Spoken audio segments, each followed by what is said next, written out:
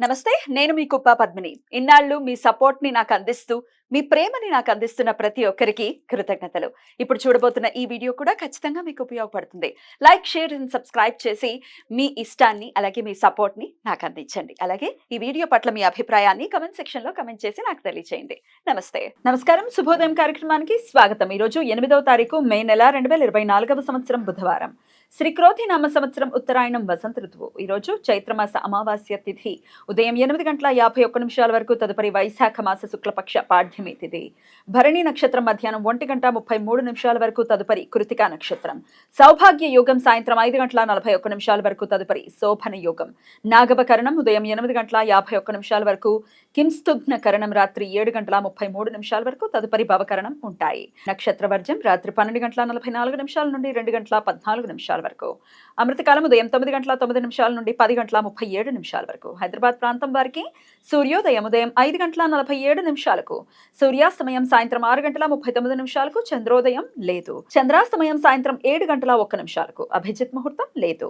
దుర్ముహూర్తం పగలు 11:47 నుండి మధ్యాహ్నం 12:38 వరకు.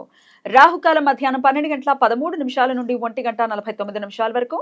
గుళిక కాలం ఉదయం 10:36 నుండి మధ్యాహ్నం 12:13 వరకు. యమగండం ఉదయం 7:23 నుండి 9 గంటల వరకు. ఈరోజు చైత్ర అమావాస్య, కొత్త సంవత్సరంలో వచ్చే మొదటి అమావాస్య.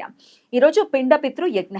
సహజంగా ప్రతి అమావాస్య తిథి రోజు పితృదేవతలకు శ్రాద్ధ విధులను నిర్వర్తించడం సాంప్రదాయం. ఈరోజు పితృదోష బాధలు ఎదుర్కొంటున్న వారు తమ పితృదేవతలను సంతుష్టుల్ని చేయటానికి అత్యంత అనుకూలం. ఈరోజు ఇష్టి.